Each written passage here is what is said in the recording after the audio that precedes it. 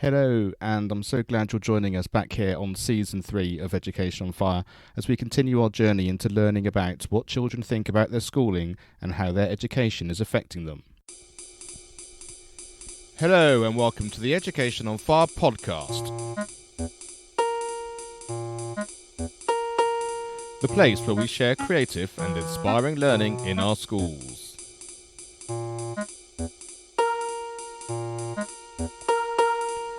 Season 3, Episode 35. Hello and welcome back to the Education on Fire podcast with me, Mark Taylor. And today I'm joined by Katie and Jodi. Would you like to introduce yourselves? Hi, I'm Katie and I'm Mark's daughter. Hi, I'm Jodi and I'm Katie's friend and I only live up the street. So both Katie and Jodi go to the village primary school, and Katie is just about to turn 10 and Jodi is just about to turn 11, so you get a good idea of their sort of age and what they're talking about and how long they've been in their primary school. So we're going to work through our questions and see what ideas they have about their schooling. Are you both ready? Yeah. Yes. Okay, so if you could design your own classroom, what would it look like? So the teacher would be at the front and there'd be two tables, a naughty and a concentration. The concentration would be on the right and the naughty on the left. And then behind the concentration there would be a few tables which can have 4 or 5 children on it. Then next to that, attached to it, is another few tables which has 5 children on the tables.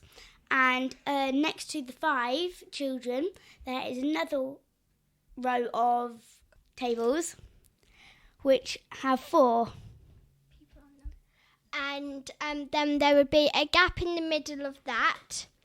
And then just above that, there would be a table for like people who need special needs.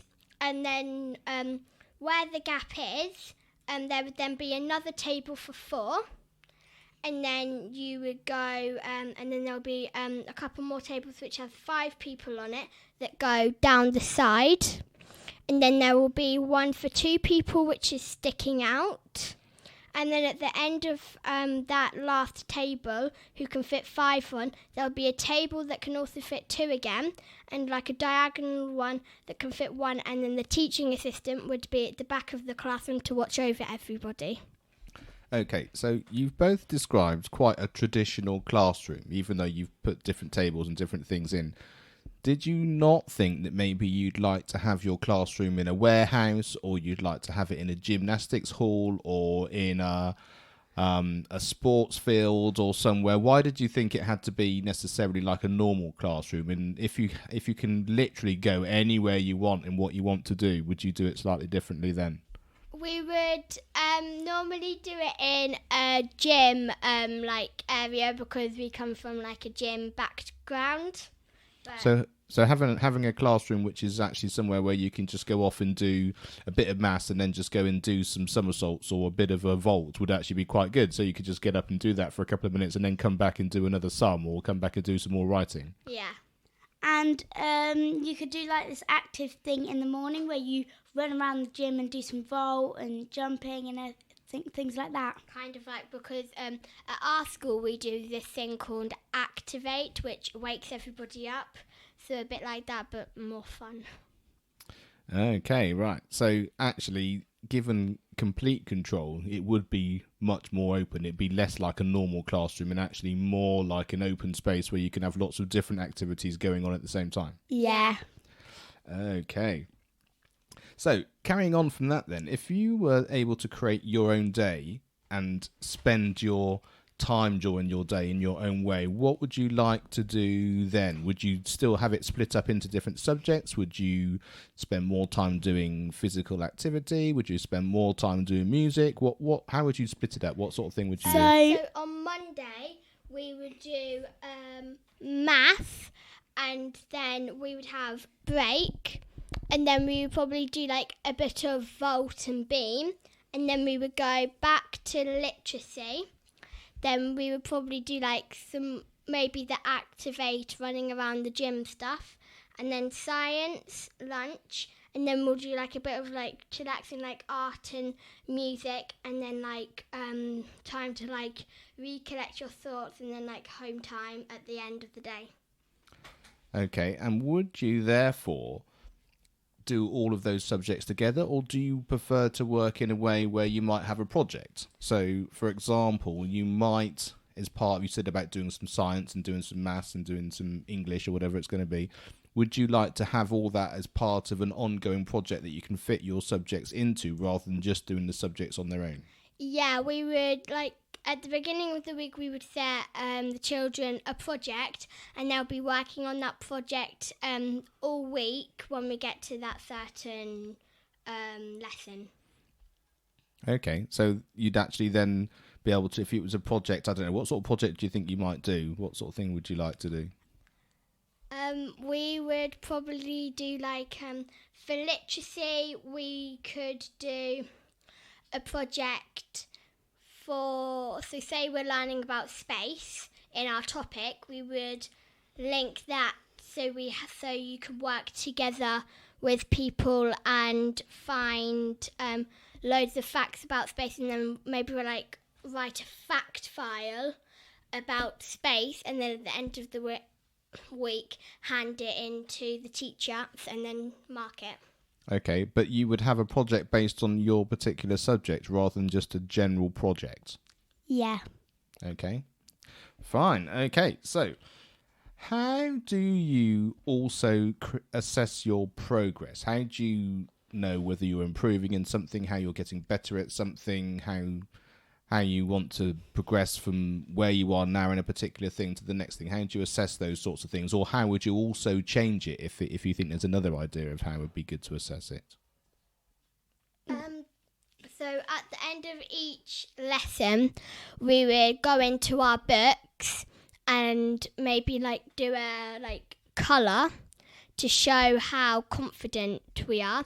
And then also at the end, we maybe the pupil could like write a little note of what they want to work on or what they want to do next time to improve. Okay, so it's not just about how well you're doing over in attainment, it's also about how confident you are in it and also knowing what it is that you want to improve on as well. Yeah. Anything else to say? Happy with that one? Okay, right then.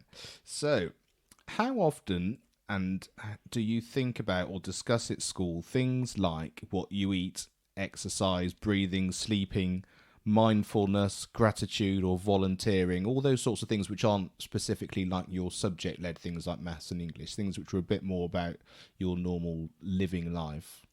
We haven't got a certain time, but we would do it at least once a week. Okay, and do you have a particular time or particular sort of subject that you do it in, or does it come up in lots of different things throughout the week? Lots of different things throughout the week. Can you give me an example of when it might happen? Science. Our project could be healthy eating and exercise, so it might come up in that, for instance. Okay, so it's normally geared around something that you're actually doing as part of a project rather than just someone asking you, well, what have you had for breakfast, or we're going to be doing exercise today to help this. I know you have Healthy Schools Week, don't you, and that sort of thing, but that's only once a week. You don't have something on a regular basis each week where you tap into those sorts of things or talk about those things all of the time. Well, we might like some days maybe take out a lesson to talk about that stuff, so then they miss out a lesson and then we know how the pupils feel about it all. How often do you discuss and think about life as a whole? And by that I mean about when babies are born, or you might have family, people are born, things like that, and also about when people die. So you might have grandparents that die, or people in your family, or might even be someone at school that you know that's died. How often does that sort of thing get taken into account during your school life? It would be not as often as people normally do as home, because it's not our place to say what has happened. But if they want to come and talk to us, they can come and talk to us about it. And if they want to share it with the class, then we will share it with the class. Okay, so it's not something that you talk about from the school talking to you about it. It's more about if it's something which is concerning you or something you want to talk about, you can then go to the school and talk about it. Yeah, or if we see that they're feeling sad and we think that if they tell them we might be able to like make them feel better, then we might ask them ourselves. Okay, so you think it's something which you should talk about at home rather than at school. It's not something that schools should necessarily be involved in. Yeah, unless it's year 5 or 6, because they can handle it more easier. Okay, and what's the tradition you've got at your school about when a baby is born? We have a Friday assembly, and if a baby is born, somebody hands in a note and like tells them like how much the baby weighs and what it was called and their date of birth, and then one of the teachers takes the pupil that had a new baby come into their lives and they ring this massive bell that we have to celebrate that a new life has come into our world. So that's quite a nice thing to do, isn't it? It's quite a nice thing for everyone to experience, I think. Yeah. How often, this is number 6, how often do you discuss things like money and budgets and saving and anything to do with sort of financial planning like you do in the real world when you have to sort of organise yourself like that? How often do you do that within school, or is that something you haven't done in school? That's normally come in maths, especially when we're doing money work.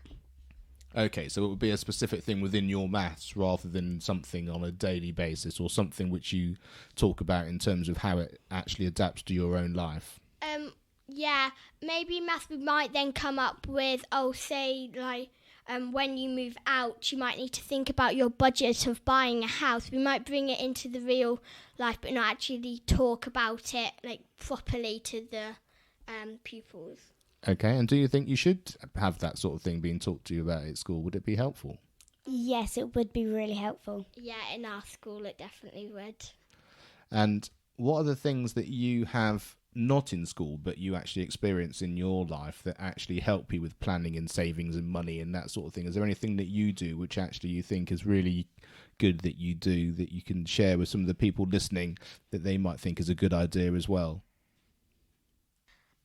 We don't really do anything like that outside of school very much, but in life, like in our family homes, the stuff that our family do, it can help us with when we move out of home and university, and that stuff might then come into perspective when we need to do something when it's not like we don't lean on our parents to do it, we have to do it ourselves. And what sort of things do you do now like that could help you? Well, like chores, and because in most people's houses, you have a job and then they pay you maybe at the end of the week to do them, and then that does mean that when you're working for somebody as a job, you do know how to do it. Yeah, so because you'll get the idea of jobs like when you do them at home. Okay, and what about a credit card or a debit card or anything like that? Do you have any experience with that? Yes, I do. Yeah, my brother has one, and we get one when I'm 12 or when we go into secondary school, and we get a certain amount of money each month. 5 of it goes for savings, and the rest of it goes towards stuff he wants, but we have to pay for birthday presents ourselves. So if we want to go to the cinema, we have to pay for it ourselves. Okay, so you sort of have to budget for the things that you want to do and also how it fits in with your savings. So that whole sort of budget idea in savings is sort of part and parcel of that. And that's from age 12, you said that you do it in your family. Yeah. In my family, our parents have given us this card called Go Henry, and it's where you get a small card and you get a pin put with it, and you can get money out of the cash point, and then it takes it out of your Go Henry. Or say you want to buy something from Primark, you can use your card to pay for it. You don't actually have to pay for it in cash, just have to put the PIN in. So it does give you an idea of how you would do it with a normal credit card. Absolutely. So the Go Henry is like almost like a savings and debit card account, which is prepaid. So what we do is we're able to put through our family account, we can put money into each child's account, whether it's related to any jobs they do or chores that they do, or they might want to put money in for birthdays and that kind of thing. And then the money then can be accessed. As Katie said, you can go to the cash point and take money out, or you can use it as a debit card or sort of a prepaid card. So it just gives you that idea of being able to use cards in not just or money not just in a cash idea, but actually using a card as well. And I think that's quite a good way of actually getting used to getting more au fait with money and how it works in everyone's sort of day-to-day life. So my next question is number 7, and it's, do you work with a mentor, and do you know what a mentor is? I don't work with a mentor, but I do know what it is. I don't work with a mentor, and I do know what it is.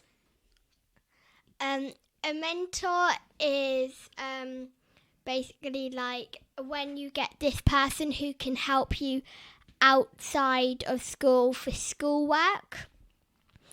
And it's where maybe you go to them or they come to you and they help you if you're struggling in anything that the teachers can't really help you one-to-one in school. So it just gives you that extra help that you need. Exactly, and a mentor is someone, it doesn't necessarily even have to be with schoolwork, it could be anything that you want to improve. So I would say that your teachers are like a mentor, even though they might do...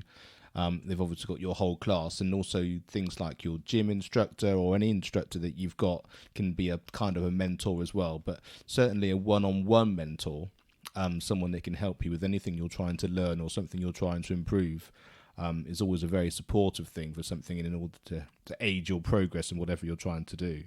So we talked before about projects and doing those sorts of things at school. How often do you lead a team of people like you might in a project or organising something? How often do you get the opportunity to be the person that's leading something?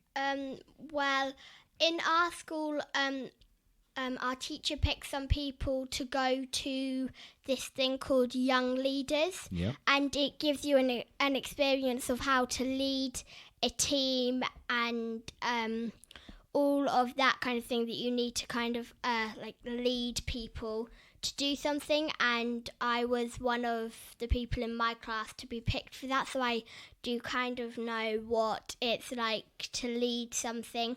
And they do kind of teach us in school, like when we have a debate, they do pick somebody to lead everybody to what to say and how to do it. And do you find actually being shown how to be a leader and the sorts of skills you need, is that a useful thing to be able to do? Yeah.